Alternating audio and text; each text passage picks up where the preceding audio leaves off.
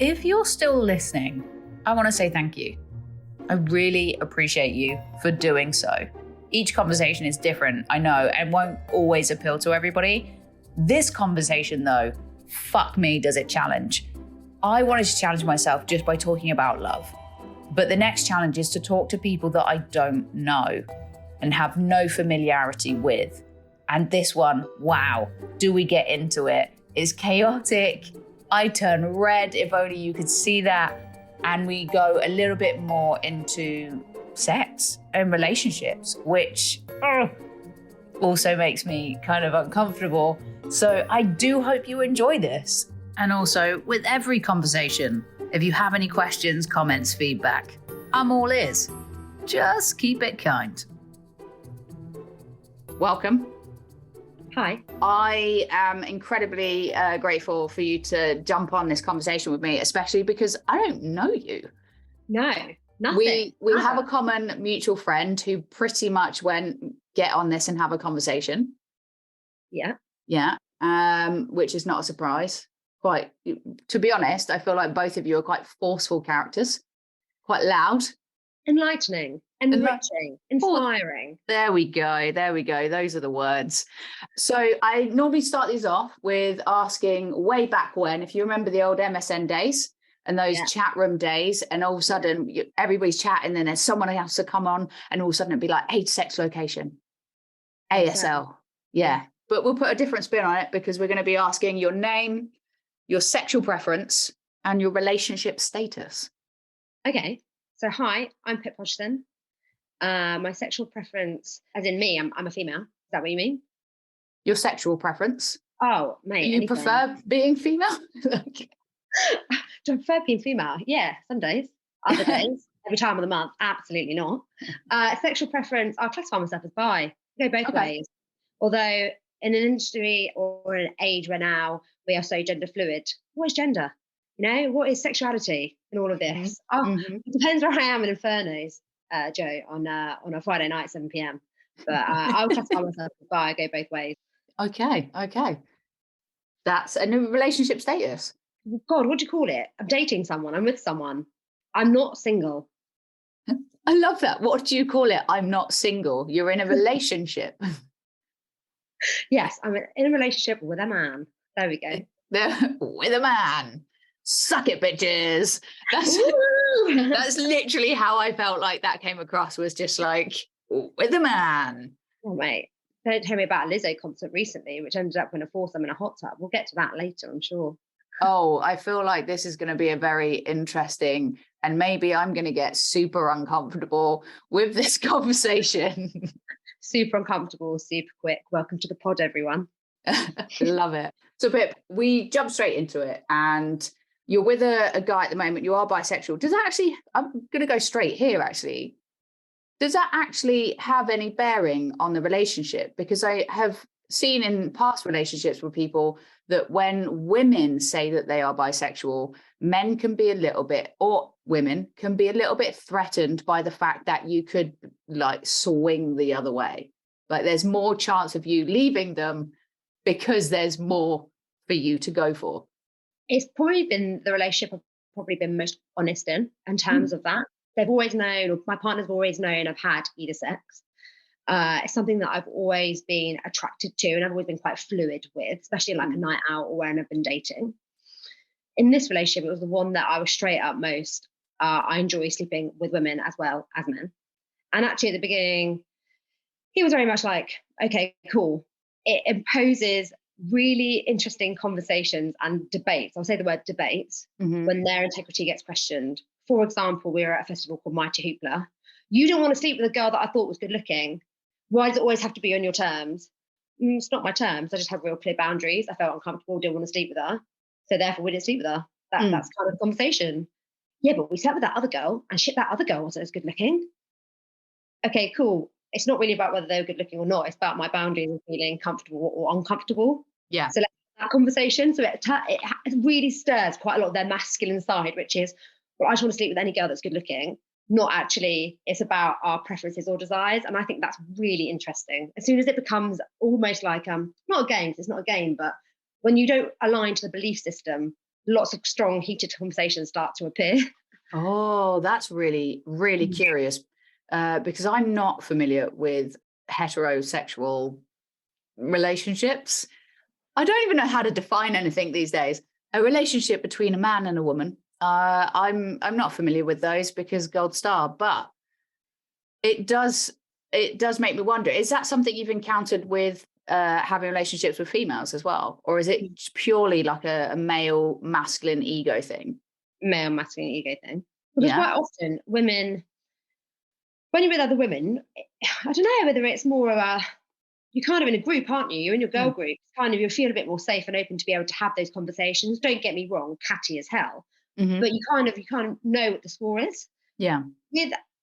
With my partner, it was very much of, he found her good looking and felt it was almost like a open take to be able to go sleep with whoever he fancied. And I was like, no, sorry to correct you, that's not the gig here. Apparently we are still together, so there are some boundaries, and it's when one of us feels uncomfortable, not about whether somebody else is good looking. Yeah. So it's an interesting one.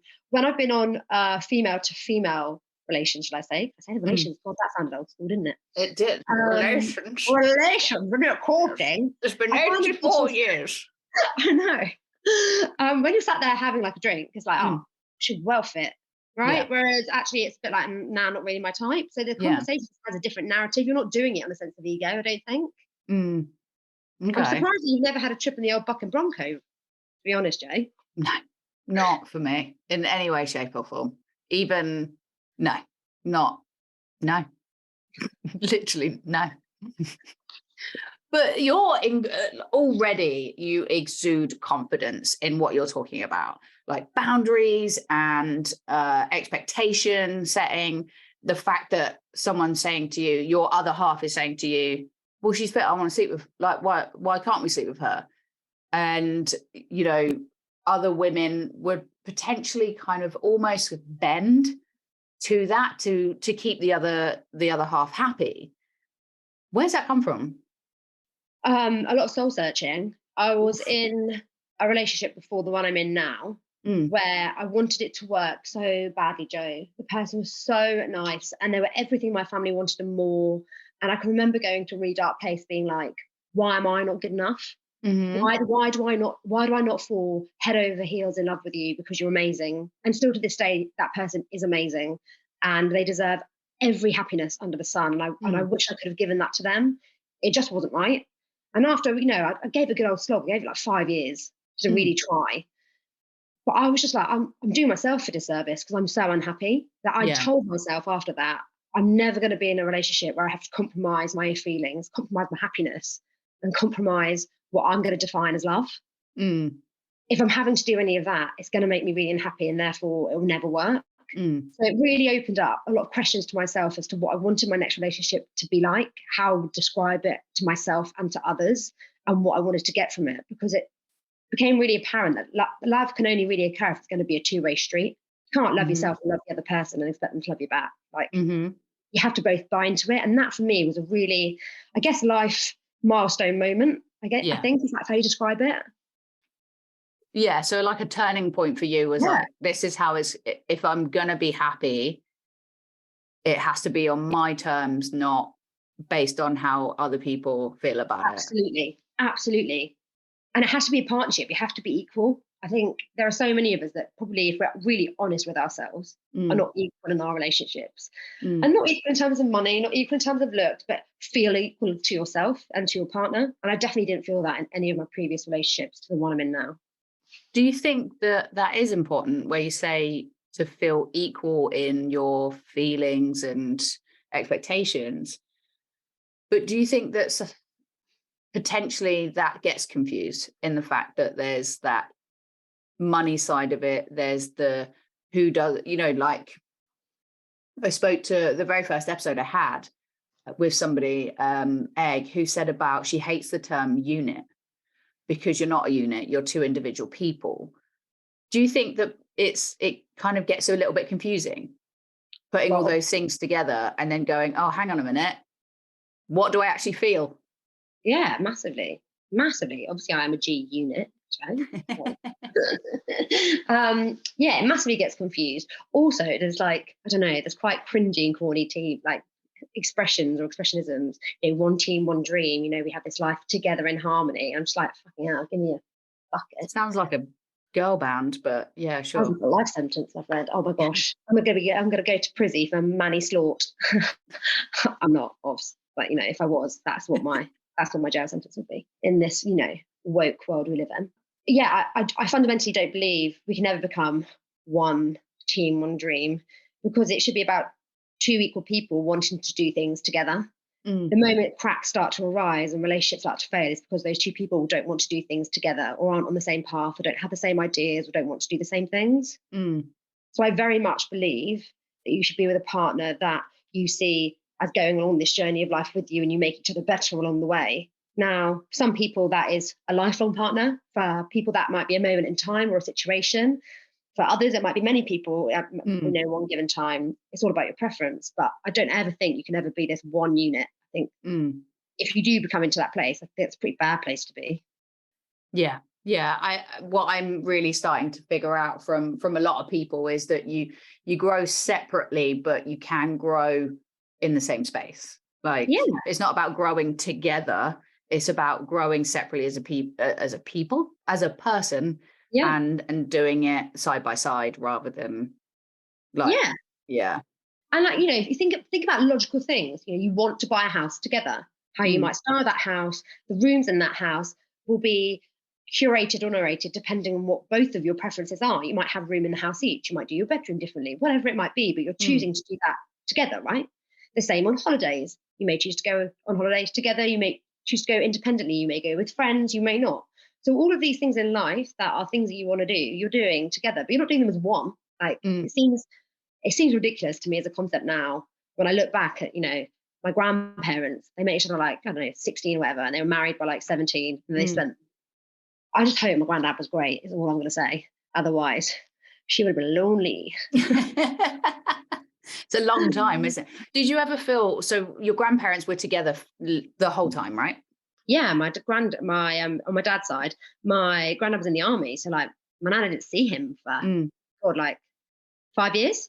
So the typical war story of pen pals or whatever it was, then, hey, he made it home, had some kids, did the thing.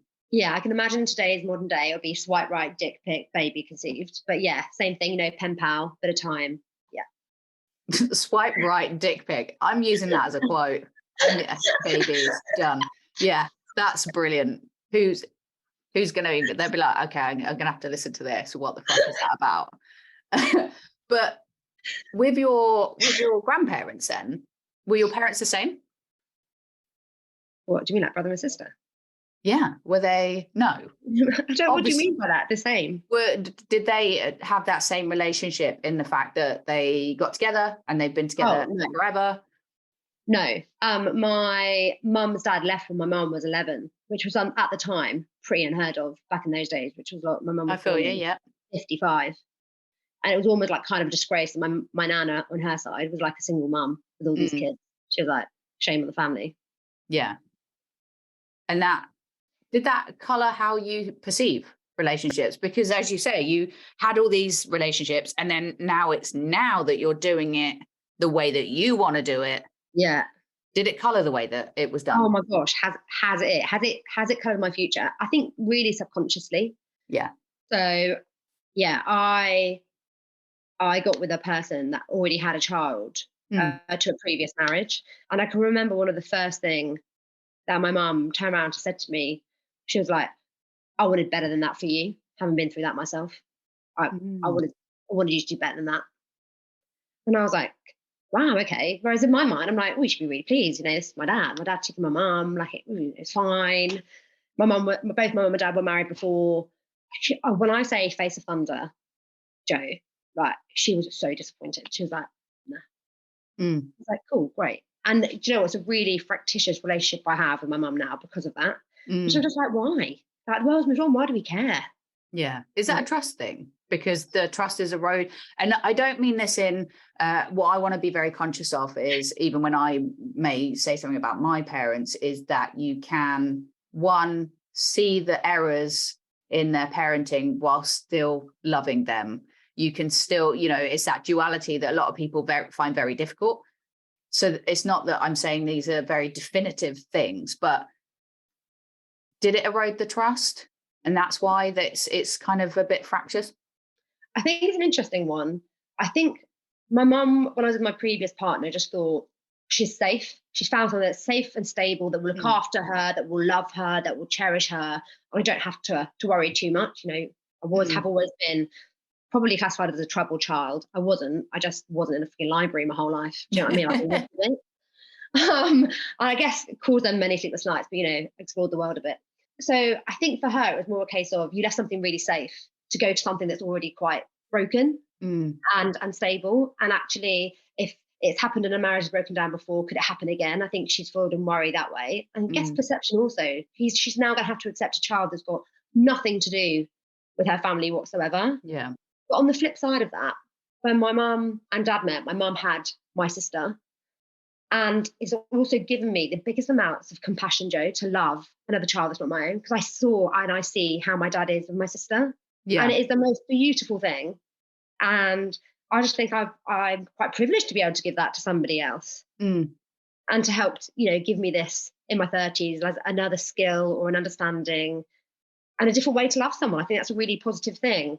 Just isn't seen that way by her, which is a real shame, I think. Did that projection, because clearly it's a projection of her own feelings of where she's been and what have you. So did that colour how you were trying to move forward? Did it hold you back a little bit? I think it made me dig my heels in. I don't know if you can probably get the view of this, Jay, but I'm quite stubborn as a person. I'll either double down on things right or wrongly. And there have been many wrong things I've doubled down on that I probably should just let my pride get ahead of me. Incorrect, but my brain is like, no, absolutely not. Pride come before the fall? Never. So I kind of done my heels in. I was like, either get on board or get out. And the reality of that is she chose to get out. And that's a real shame. I don't really speak to her that much. Don't have the best relation. And it's beyond measure put more stress on my dad. And I feel really sorry for that because he is like the most funniest, caring, welcoming person. He's just like, why do you care? Why are you frustrated? You should just love your daughter regardless of who she's with. It shouldn't really matter. And my mum's just like, I think to the point where, I'll give you a slight anecdote into my life, she gets so angry that this person is around in the house that she goes up to bed like at 8 p.m. at night, refuses to engage. And then in the morning, she'll be caught in her own little world reading the newspaper because she's old and she still reads the newspaper, right? Rather than being on the old apps. She'll forget that she's in a mood because she wants to start talking about an article that she's read. And she's like, oh, have you seen, David Cameron, blah, blah, blah, blah, blah. And then she'll forget when she looks up that she's talking to us, engage with us, and then remember that she's in a mood. And I just think it's so frustrating. Like, why? Don't be such an idiot. Yeah, that's really interesting. I haven't experienced that myself, but it's really interesting how for some people that could actually have such a bearing on how they move forward.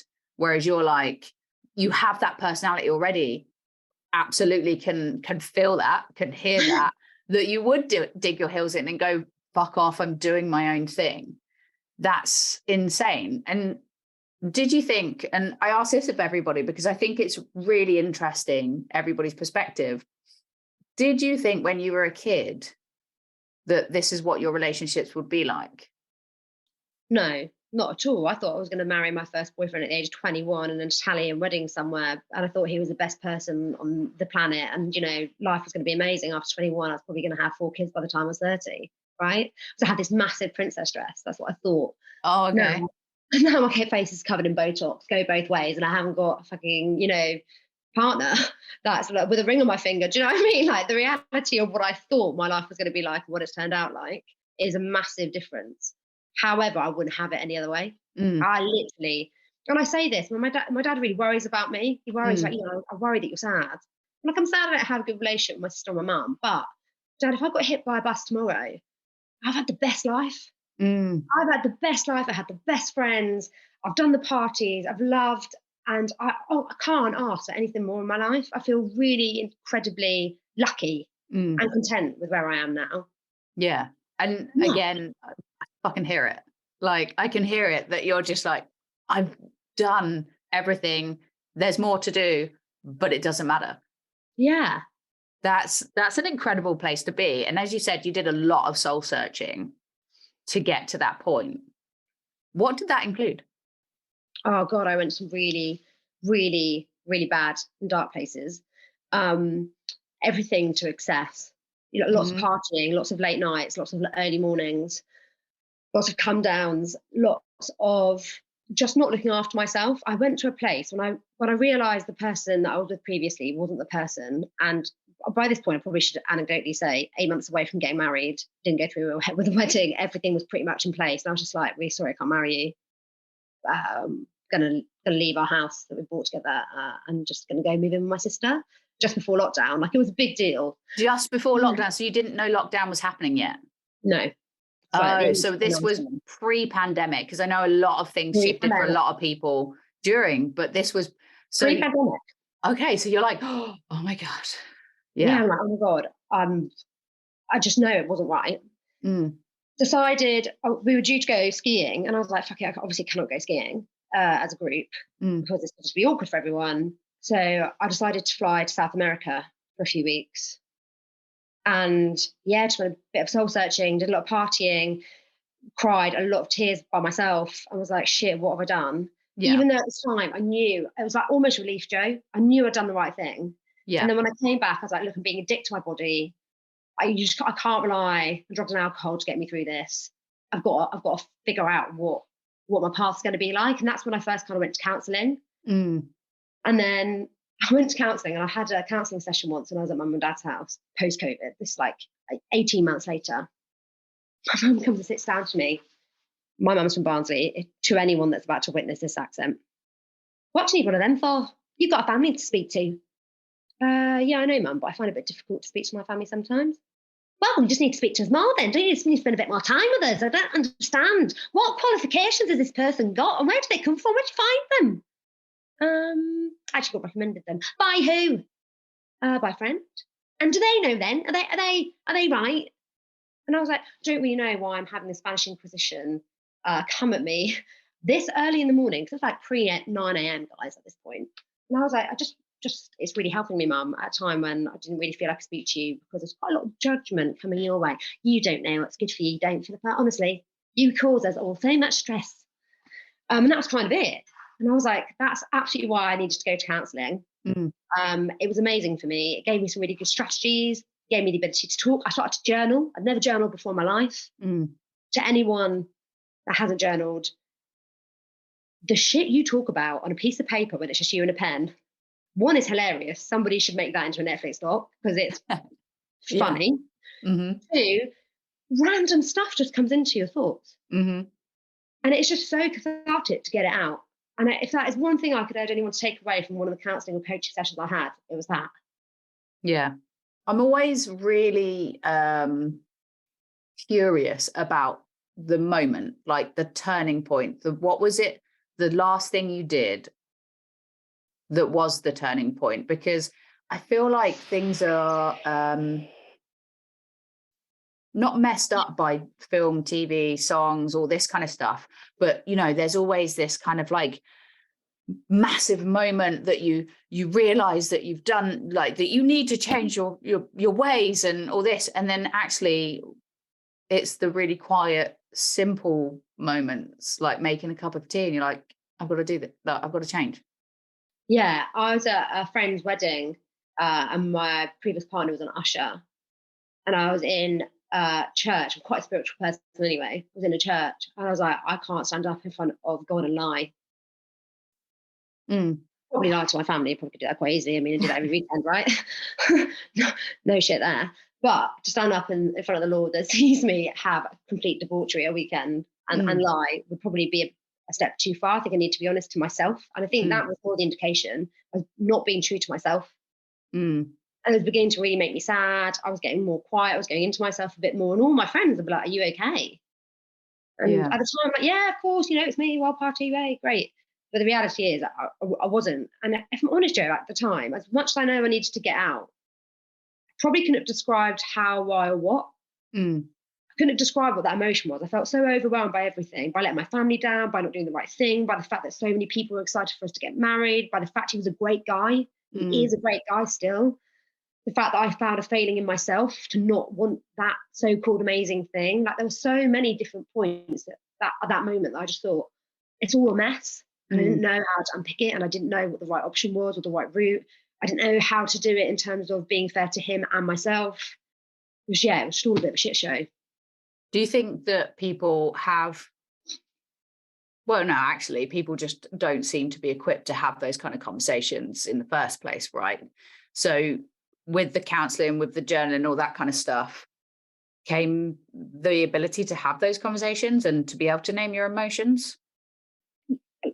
If the Barnsley accent wasn't enough, I'll get it out again. But I think you can already tell.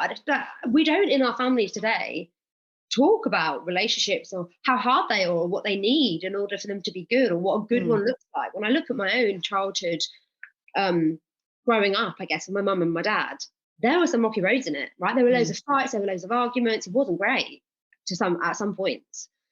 And no one really explains to you, hey, it's okay that adults argue. Because there's this wild perception at the moment that I see all sorts with my friends having children, with my current partner and his little girl. We can't argue in front of them. We can't have an argument. We can't argue whatsoever. It's not good for the children.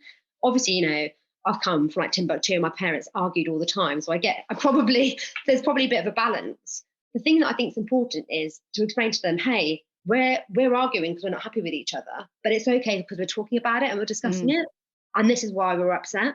No one talks about that. No one breaks it down to understand, actually, this is why we're probably not getting on. It's about compromise, it's about give and take. It's about sharing some of those experiences. It's just not ever spoken about at all in our culture. Yeah. And it's the communication between the two of you, but then the communication with the child that actually this is what's happening. And it doesn't need to be, depending on the age of the child, it doesn't need to be some in-depth, we're arguing because of this, and this is how we're going to resolve it. But just a acknowledgement, because how did it make you feel to see your parents argue? If you just don't want to be the one in the wrong, right? You don't want to upset them. You don't want to make them any more angry. You don't want to make them any more hurt. You just want, one, the arguments to stop, and two, not to be angry at you, because you will always know if someone's pissed off with someone else, someone's always going to get the reversed anger somewhere. Kind of watch Netflix. No. Okay, sorry. So you just don't want that, do you? You don't want the comeuppance of there being an argument, I think. Yeah, you hide from that. You want to make everything okay. People please. Yeah. Oh God, I am a people pleaser, Joe. I used to be. I'm less so now, but people pleaser. Which I guess is in line with the fact that if you did see your parents argue and you didn't know why, you want to keep the peace. Yeah. Because that makes a lot of sense. It does. And do you think that, I find another question that I ask people, and they find it difficult to answer, is, have you, up until this point, do you have an idea of what love feels like? Interesting.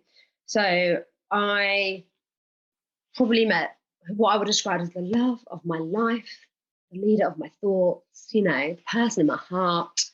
When I was probably about 14, 15, then we have our hearts broken and realise that's a total piece of wank. And Disney was always lying to us. It was never going to be like that. Yep. So probably for the ages of 14 up to 18, of course I have. I felt like a princess. The reality of actually what you see now is you're so innocent. Like the best times of my life was like the summer before I went to university, where I did have a job, I'd done my A-levels, I was, bankrolled by my parents, I could drive, like the best summer. The reality of being able to have that level of freedom and independence and innocence now, it's just isn't reality, is it? Yeah. And also, I think things like Tinder, Hinge, Bumble, Grindr, they put things at your fingertips and make it so transactional now. They don't have to have love to have the same sexual transactions. And therefore, it becomes a thing of convenience and need rather than genuine love. And I think we'll start to see a generation of people that are probably slightly less romantic or less relationship focused because we've made it so transactional. Okay, so what does to you? No, I apologize, because I'm assuming that you're in love.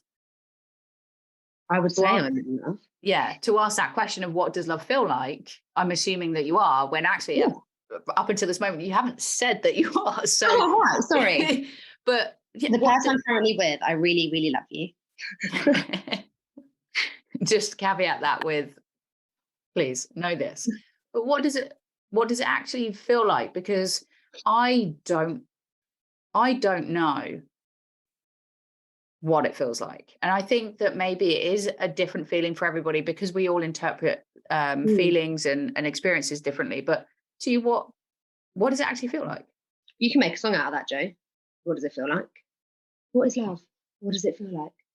I won't sing it on the pod.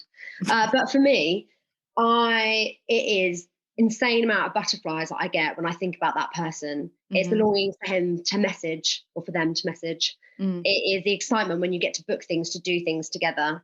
It's the feeling that I get when I walk through a front door and know I'm safe.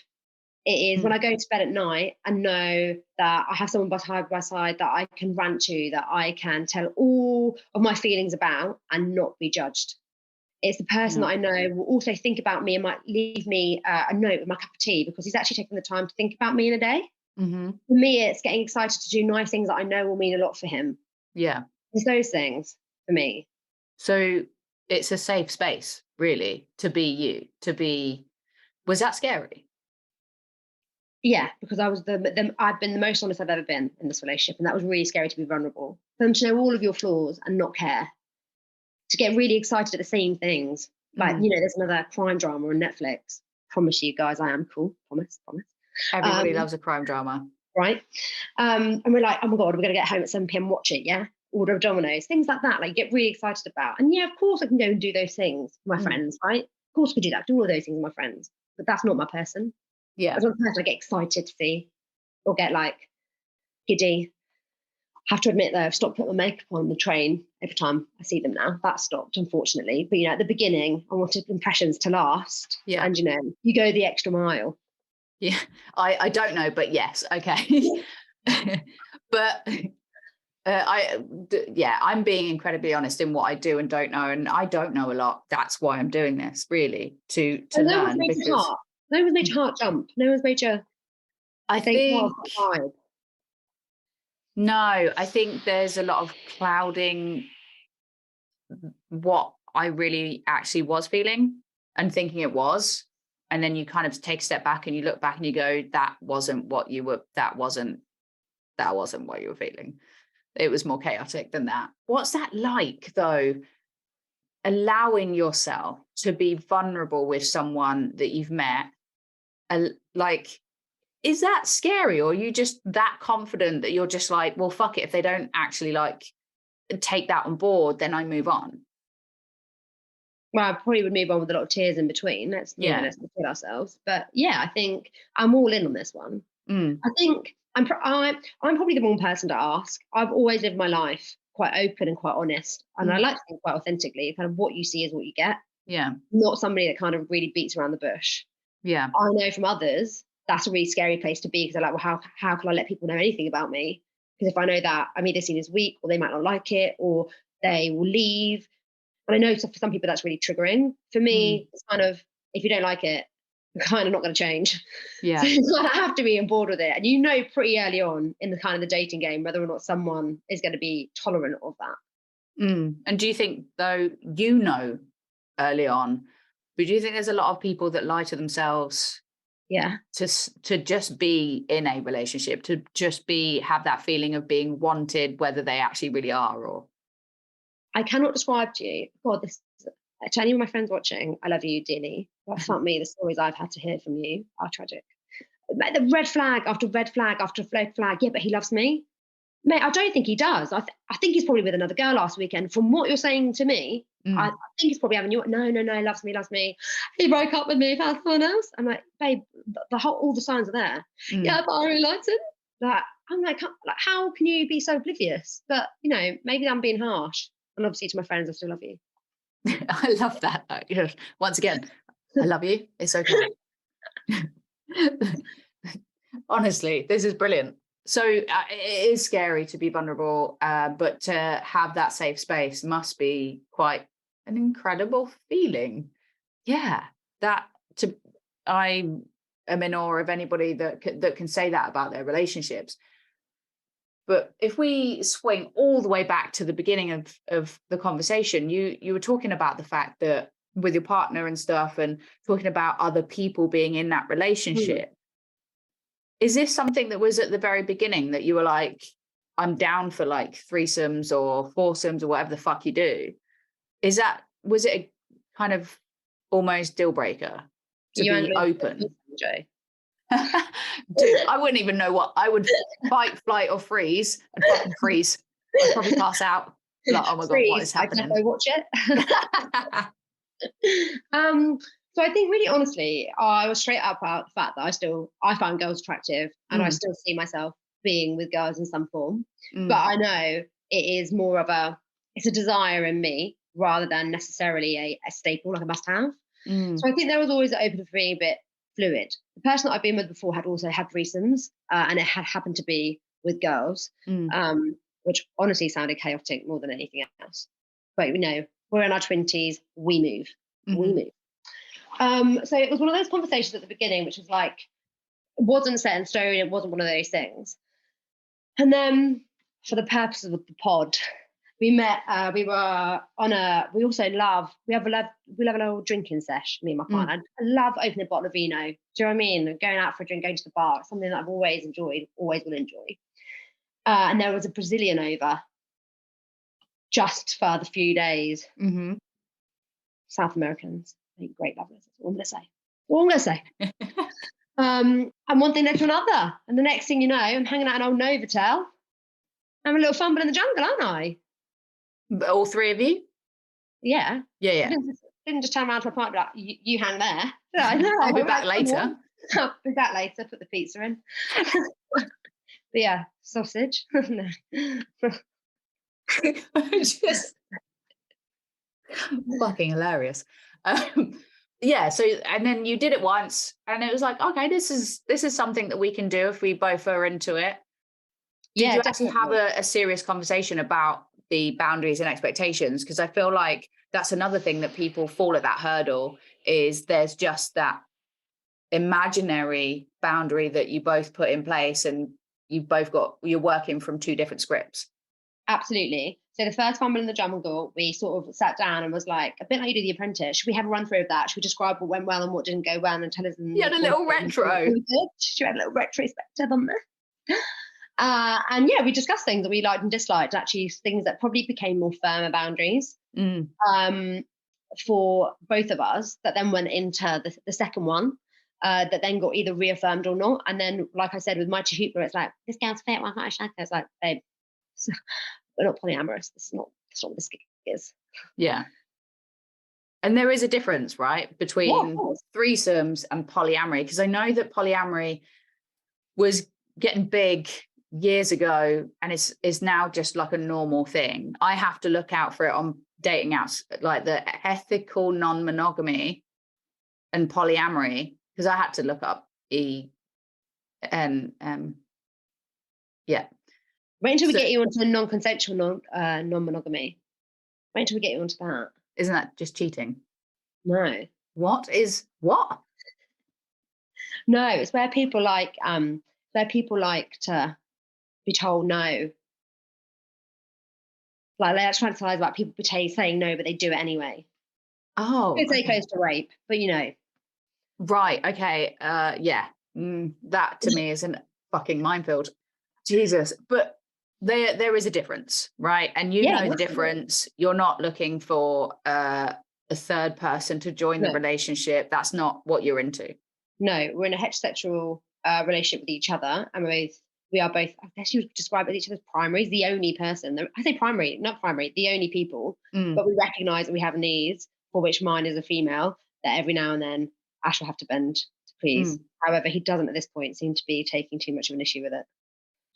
At this point, everything is fine. At this point, everything's fine. Yeah. After 10 years, where I'll be like massive swingers somewhere. And I'll be coming in on a swing and a whip. All I had then is Miley Cyrus on a wrecking ball. Wrecking ball. That is not the theme tune to this pod, Joe. I'll be upset. Well, if I had the money, I'd pay for it. With that, then, I'm also very curious, because it's another thing that I don't talk about with anybody, is that sexual side of a relationship. I was a dickhead when I was younger. and I didn't have good sex, I was like, they're shit. Which actually, as I got older, was like, that's incredibly unfair. Because one, I never actually talked about my needs. And two, is it that two people, when it comes to sex, can just not be compatible, not have the right sexual chemistry or attraction? Like how that, I feel like that's going to be a big thing for you, is that there must be sexual attraction. Yeah, obviously. And also, I'll be really honest. God, I was also a massive dick, as you probably can imagine, in my 20s. There was a time when I've been partying in Bournemouth. I was at university, didn't know myself. You were in Judging Bournemouth? I went to I Bournemouth. was. Way! Lads on tour. Yeah, so just come back from the fire station, actually. And you're going to think you're going to get your freak on. I go for a fumble in the jumble. I'm like, where the fuck is it? Was it just like, and I was looking back, this poor person must have had their soul destroyed. I was like, nah, not for me. Went back out and met my mates. I can't work with that. Like, absolutely not. So I think there is a thing where sexual chemistry, one, yes, absolutely has to be there. Two, I think as we describe our needs, we're becoming more articulate nowadays about what those needs are and what our sexual desires are. There's shows on TV, there's Pornhub, there are, even TikTok channels that describe to you how to squirt or things like that, so you can really understand your own anatomy, right? And do it in a far more comfortable way. I did not know that. Yeah, mate. I did not know that, but I should not be surprised that TikTok has a gap there where there is all of that shit going on. Yeah. Fanny talk. Yeah. Get on it. Well, yeah, after this. We'll make a squirt review yet, Joe. Yeah. But the thing is, though, it's obviously really important to you to ensure that you do have that. What would you call it? What? Sexual experience, desires. But I feel like, also not to me, right? Gwyneth Paltrow has done very well in Goop, Sex and Education, right? Doing many stories. If you haven't seen it on Netflix, it's an amazing thing. Where orgasms can come, and love, right? Love comes from being intimate with your partner and having those experiences together. It's not all just about, whipping out a peg or having a dick in your ass for it to be, pleasurable, right? I love that you literally followed that up with a dick in your ass, right? Like, I should fucking know. Right, again, gold star. I forget she doesn't like the Buck and Bronco, everyone. And for anyone that couldn't see, Joe looked very shocked for me following that up. But the thing is, we all have sexual needs. We all have them. Whether we want to lie to ourselves or not, I'd be like, no, we don't. We do. And actually, I think we've become more inquisitive now about how we get those pleasures, whether we get them from toys, whether we get them from other people, whether we get them from breathing exercises. I was on a podcast the other day with old Jamie Lang. He was telling me about someone that had an orgasm on a Peloton. I've been doing it wrong, Joe. I didn't get that. But wasn't there someone who had their first orgasm next to or on a horse? Who was the actress? My point, right? You can get these orgasms from many other facets that aren't just man or woman or toy. And that I think we're becoming more liberal in now. Things like torch gardens, things like not cross keys, but the other one. What's torch gardens? What's cross keys? Lord have mercy, Joe Hesson. So torch gardens is where you have these events that people go and you can understand your kinks and fetishes, and you can just play them out at a festival that you pay money to go to. So you can get spanked, you could be teabagged, you could be tickled, you could be gagged, you could be split, you could be filled. The world is your oyster, Joe. Okay, and you go to these things. I don't go to these things, but I want to go to these things. Right. We should go together. It would be eye-opening for the pod. Like one step at a fucking time. Like, wow. Again, fight, fright, or freeze. I'd probably freeze and pass out at the expectation. But yeah, so there's all these things, but it's important to you that you have that attraction with someone else, that you are able to talk about your needs, what you want, what they want, That's really important to you in a relationship. It wasn't until this one. Before that, probably was like you, although you're a bit more caring than I am, I think. You're like, I was really wrong. I always thought it was shit. I would have said they were shit too, mate, to be honest. But also that probably makes me a bit more selfish. I probably sit there and think, well, you didn't give me a good time, but then I probably should reflect on myself. Was like, did I give them a good time? Yeah, it probably works both ways. But for me, yeah, I'm definitely more open about what makes me happy, what I want, what my desires are. And also, one thing I think we should call out, the difference between loving someone and being in love and having really sexual transactions. I'm not sure. Tell me. So, my partner ended up being on a drug called sertraline for a period of time, which is an antidepressive medication that honestly fucks you. It like slapping you around the face with a wet kipper on a cold day. And libido goes right down, couldn't get hard on. For some people, they can't come. Like, it is so destroying. And their mentality is like, they still really desire you, still want you, just it's not working. And for a period of time, didn't have sex. And that didn't make my love for him any less. That didn't make my feelings for him any less. I wanted to be as supportive as I could in that period of time that was an issue. But I knew it was really difficult for the other person. But it really highlighted to me, irrespective of whether we have sex, obviously I probably wouldn't have been able to sustain it if it had been years and years and years and years. But for the period of time it happened, it just wasn't a thing. Didn't feel any differently. And there is a big difference between love and sex. Okay, there is a big difference. I will admit that. I will concede that there is a big difference between love and sex, but they're separate yet intertwined. Massively. I couldn't be in a sexless relationship. That would be fucking pointless. But could you be in, or I suppose if you're in a loveless sexual relationship, it's just a fuck buddy, right? It's a fucking car crash is what it is, Joe. Wouldn't even call it a fuck buddy. At least a fuck buddy, you're still friends. Like, true. I want to say that it's probably not for everybody, but for you, those two things have, no pun intended, they come together. Oh, Jesus, she said it, everyone. I couldn't. Have mercy. Pray to Sister Mary. Have faith in her in these weak times. But yes, I guess for the process of the pod, come together. Fuck off. Yeah. I think they just have to play a role, right? Love is part of that is sexual chemistry. Part of that is safety and security. Part of that is knowing your partner's got your back. Part of it is also, can you work together? Can you do really shit chores? Yeah, I bet you most people argue about are chores. Washing up, ironing, if that's such a thing anymore, laundry, place being a mess.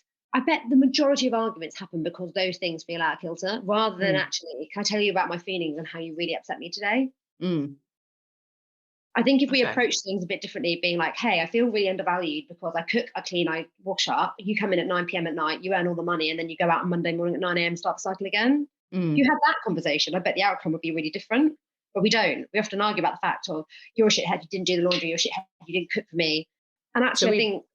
So we put it all our feelings into these things that aren't done rather than actually expressing our feelings. I seem to be labouring this point because I am actually absolutely fascinated by it all. But does it make the sex better if you have feelings?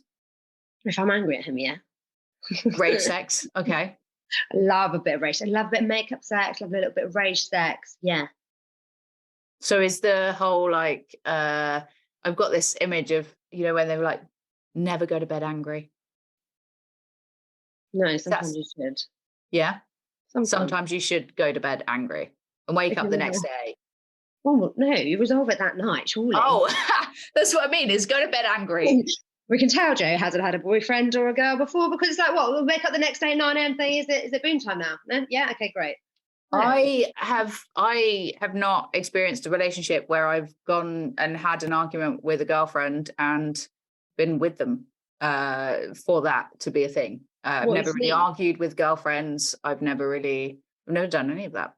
So question back to you.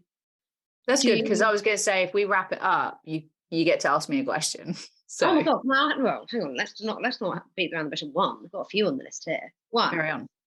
Do you want to be open enough yourself to love someone else?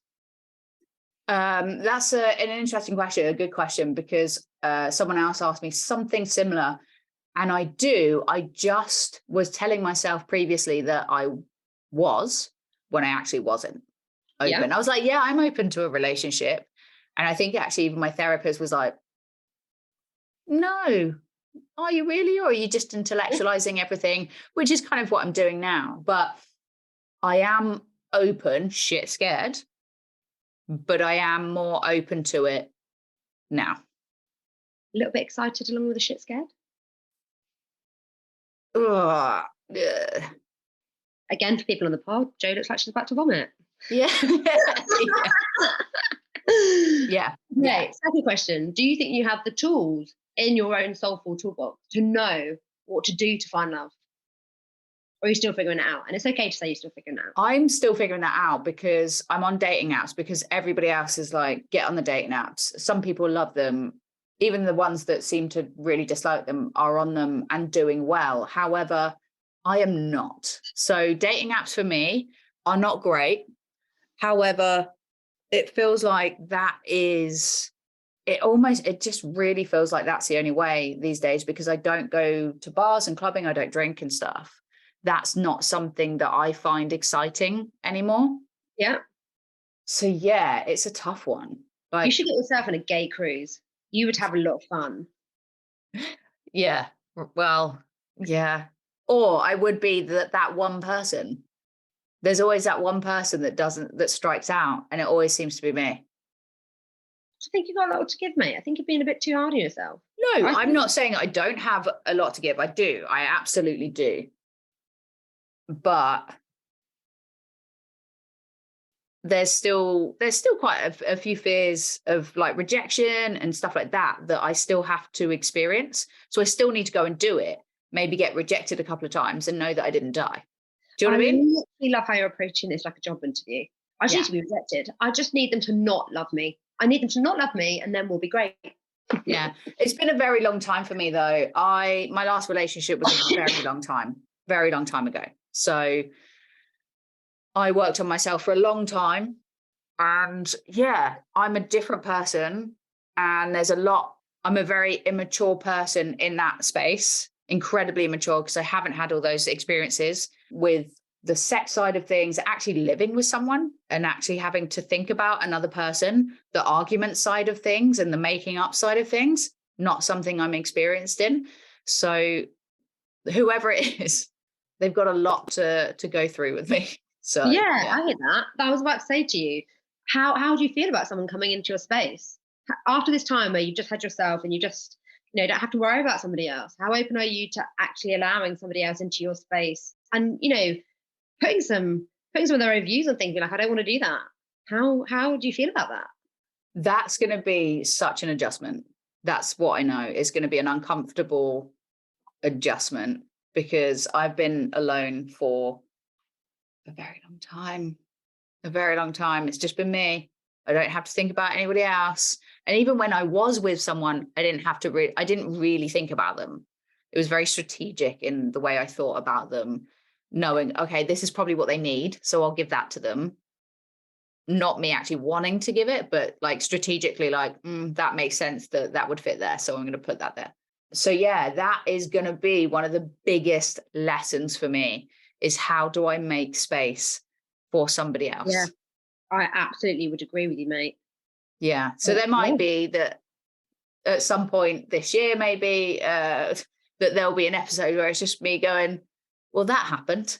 And I want to hear about it. I'll definitely keep tuned to tell you. It's really like dating apps. The thing is with dating apps, I find them really awkward because they're so curated.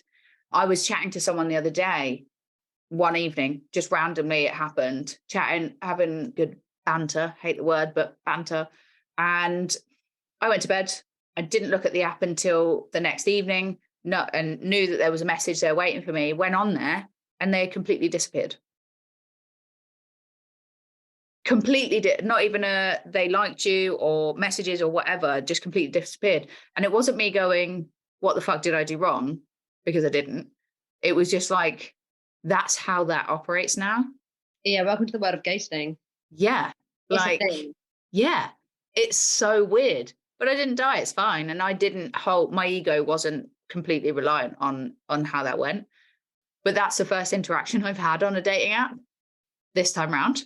So Okay. who knows? Who knows? But I mean, in this area, there's not a lot going on. There's not a lot going on. Broaden the horizons. Oh yeah, I'm stretching it all the way to maybe West London. That's how far we're gonna go. Yeah. So Wow. it's a whole thing. Far, but Yeah. exciting. I can't wait to see what the journey's going to be like. Oh, I feel like many people can't wait to see what that's going to be like.